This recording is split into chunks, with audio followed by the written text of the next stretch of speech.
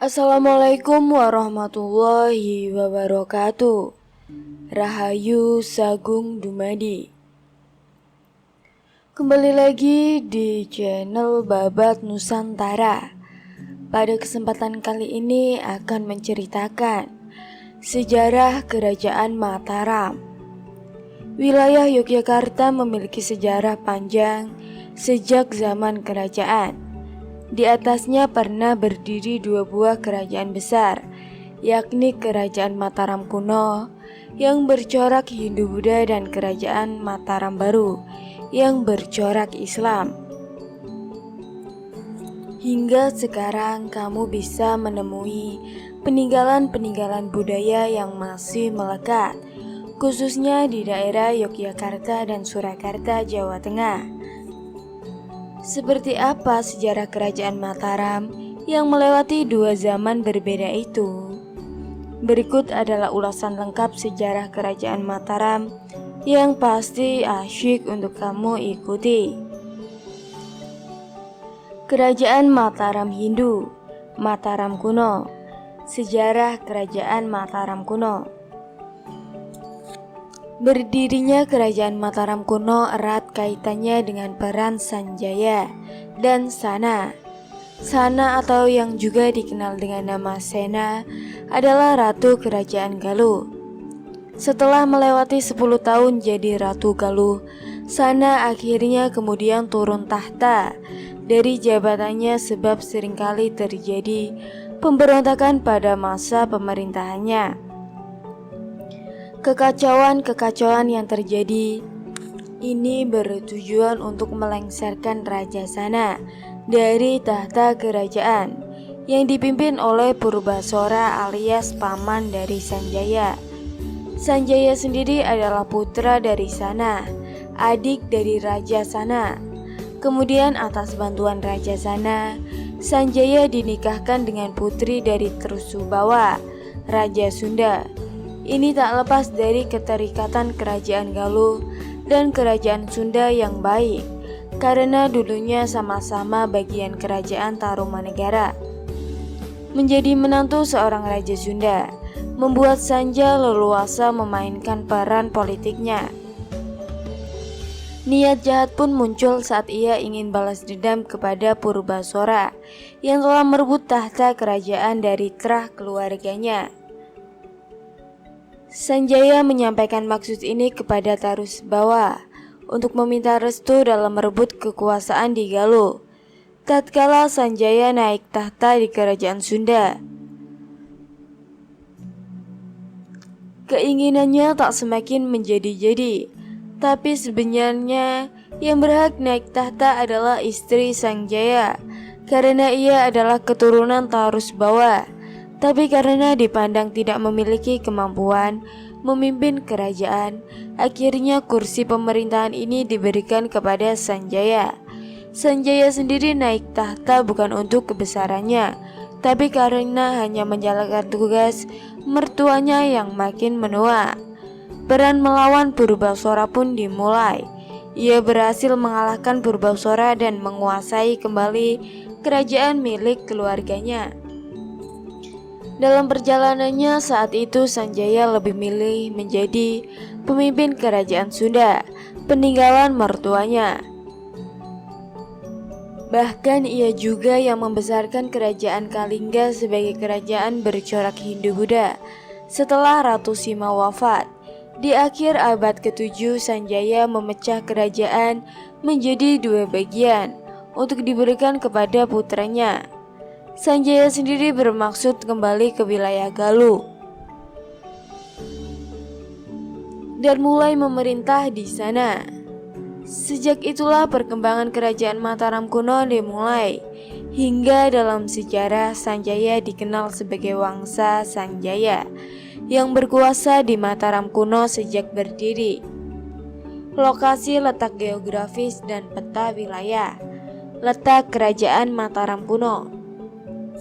Kerajaan Mataram kuno dulunya berkedudukan di Jawa Tengah. Pusat kotanya berada di daerah yang disebut Bumi Mataram.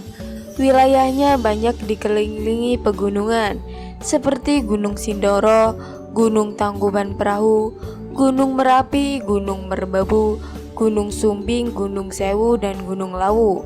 Daerah ini juga banyak mengaliri sungai-sungai, misalnya Sungai Progo, Sungai Bokowonto, Sungai Bengawan Solo, dan Sungai Elo. Silsilah Raja.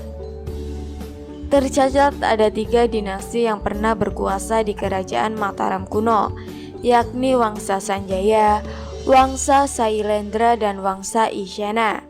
Rakai Mataram Sang Ratu Sanjaya. Nama yang disebut di atas adalah raja pertama Kerajaan Mataram yang memerintah pada tahun 717 sampai 746 Masehi.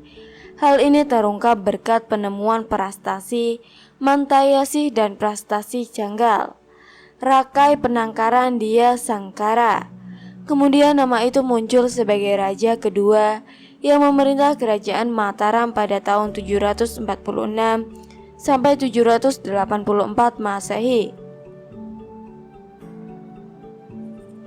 Masa kekuasaannya ditandai dengan bergairahnya berbagai macam pembangunan candi yang beraliran Buddha Mahayana. Candi-candi ini lokasinya ada di daerah Prambanan yang meliputi Majusriga, Tarbhavana, dan Abhayakavirafa. Rakai Panunggalan Dharanindra. Dharanindra atau yang terkenang disebut Indra saja adalah raja berdarah Shilindra yang berkuasa pada 784 sampai 803 Masehi. Selama berkuasa ia diberi gelar Sri Sanggrama Danajaya. Hal ini bisa dilacak dari tulisan yang ada di prastasi Kelurak. Masa kekuasaannya ditandai dengan ditaklukannya daratan Indochina atau yang sekarang termasuk wilayah Semenanjung Malaya. Rakai Warak Diahmanara. Maharaja Rakai Warak merupakan raja selanjutnya yang berkuasa di Mataram pada tahun 803 sampai 827 Masehi. Nama ini ditemukan pada daftar nama raja-raja Mataram yang ditulis pada prastasi Mantayasih. Rakai Warak memiliki nama asli Samarakawira yang adalah ayahanda dari Balaputra Dewa Raja Kerajaan Sriwijaya. Dia Gula. Nama di atas tersemat dalam prastasi Wanua Tengah ketiga yang berasal dari tahun 827 sampai 828 Masehi. Proses penemuan situs sejarah ini berlokasi di Duku Kardunglo, Desa Kandulan, Kaloran, Temanggung, Jawa Tengah. Kini prestasi ini disimpan dengan aman di Balai Arkeologi Yogyakarta. Rakai Garung. Rakai Garung merupakan Raja Mataram yang berdarah Wangsa Sanjaya. Namanya disebut dalam prastasi Wanua Tengah ketiga dan berkuasa selama 24 tahun dari 823 sampai 847 Masehi. Di prestasi ini disebutkan bahwa Rakai Garung merupakan raja sebelum Rakai Pikatan dan memiliki gelar Maharaja. Rakai Pikatan Dia Saladu. Menurut informasi dari prestasi Argapura, Rakai Pikatan memiliki nama asli Empu Manuku yang memerintah pada tahun 847 sampai 855 Masehi. Karena keberhasilannya membangun pusat kota baru di Marmati, Rakai Pikatan juga diberi gelar Rakai Mamarpati. Istana baru ini dinamakan Martipura yang menggantikan ibu kota yang lama, yakni Mataram. Rakai Kayuwung Dyah Lokapala. Raja yang berkuasa di Kerajaan Mataram pada tahun 856 sampai 880 Masehi. Ini merupakan putra bungsu Rakai Pikatan dengan permaisuri Pramoda Wardani. Menurut prastasi Wantil, Rakai Kayuwangi memiliki nama asli Dyah Lokapala. Sementara berdasarkan prastasi Argapura, nama aslinya adalah Empu Lokapala. Dia tak kuas berdasarkan informasi dari prastasi Wanua Tengah ketiga. Prabu Dyawasma Sakwa berkuasa di Mataram pada tahun 885 Masehi. Rakai Panuwang Dyah Dewendra Masih dari situ sejarah prestasi Wanua Tengah ketiga pada nama Rakai Panuangan yang memerintah kerajaan Mataram pada tahun 885 sampai 887 Masehi.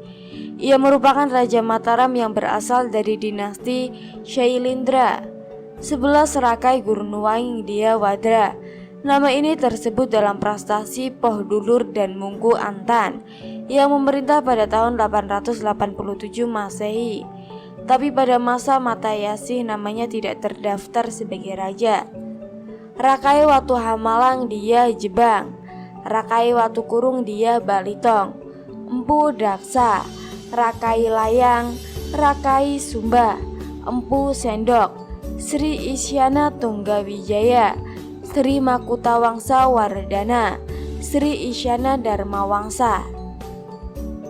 Kehidupan di Kerajaan Mataram kuno. Yang pertama, kehidupan politik. Dalam menjalankan roda pemerintahan, Kerajaan Mataram kuno membuka keran kerajaan sama dengan beberapa negara luar seperti Sriwijaya, India, dan Siam.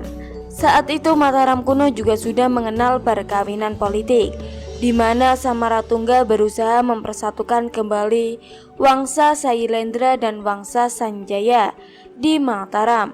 Caranya adalah dengan mengawinkan anaknya Pramodaya Wandana dari keturunan Shailendra dengan Rakai Pikatan dari Wangsa Sanjaya. Dengan pernikahan ini, kehidupan beragama di Mataram makin terasa lebih erat dengan pemeluk Hindu dari bangsa Sanjaya serta umat Buddha dari Wangsa Shailendra. Kehidupan ekonomi. Perekonomian Kerajaan Mataram ditopang oleh sektor pertanian. Ini tak lepas dari kondisi tanahnya yang subur, dengan dikelilingi banyak gunung dan mengalir sungai-sungai besar. Hasil buminya yang utama adalah beras dan palawija. Sektor pelayaran dan perdagangan juga cukup berkembang di wilayah Kerajaan Mataram kuno, meski tak semaju bidang pertanian, sebab saat itu pelayaran dan perdagangan dunia banyak yang berfokus pada keberadaan Kerajaan Sriwijaya.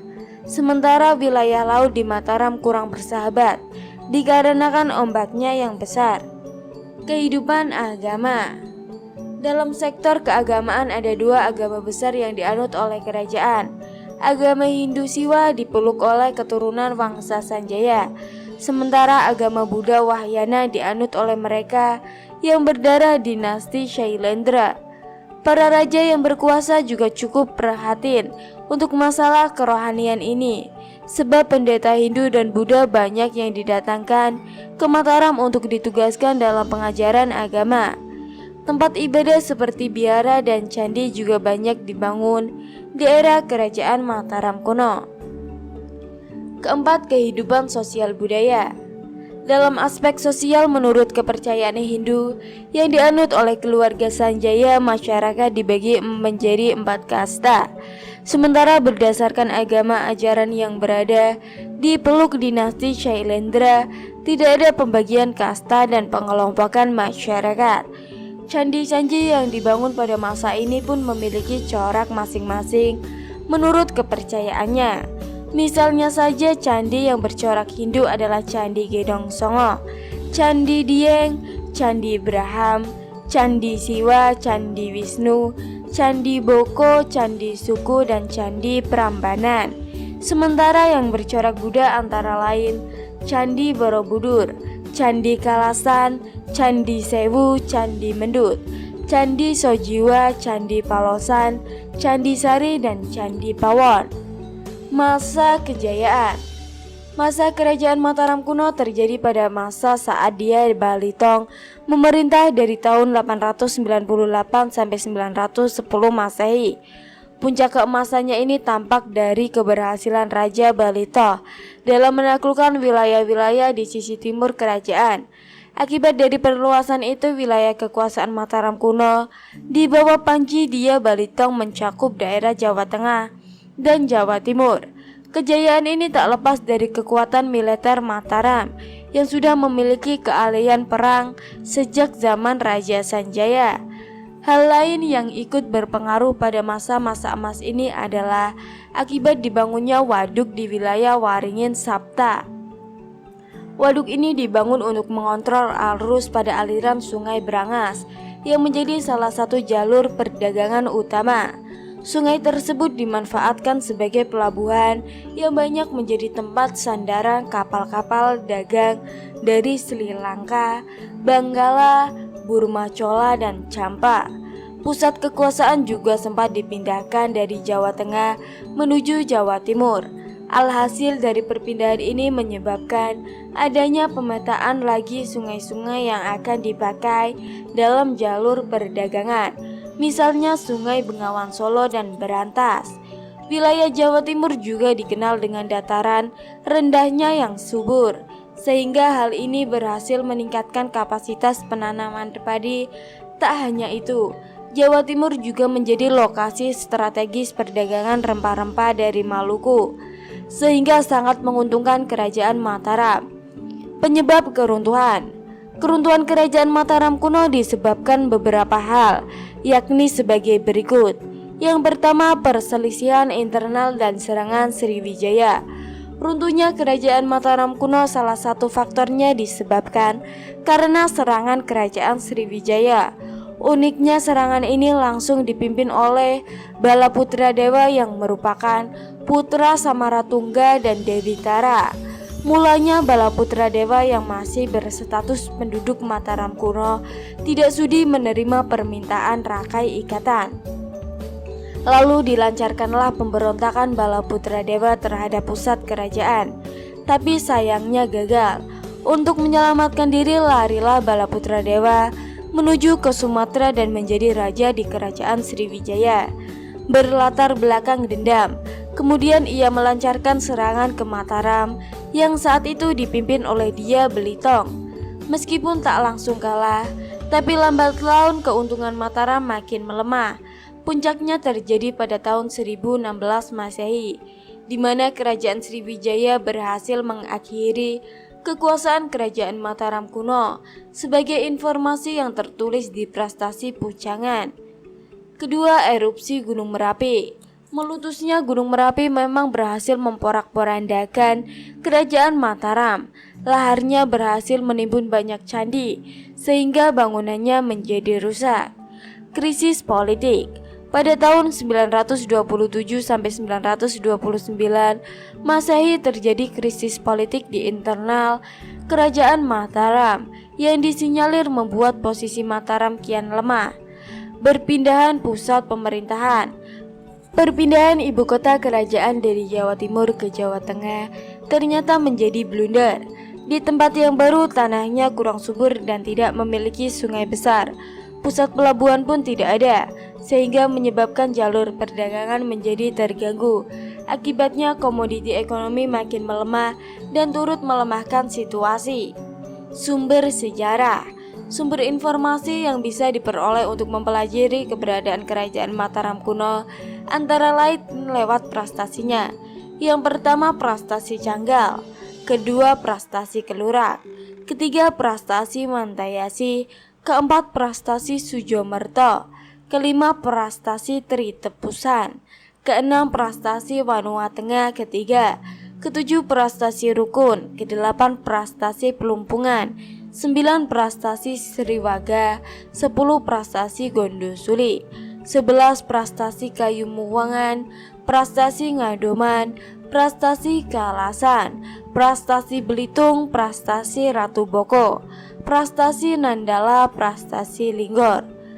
Peninggalan Candi Gatotkaca, Candi Arjuna, Candi Bima, Candi Borobudur, Candi Mendut, Candi Pawon, Candi Puntadewa, Candi Semar.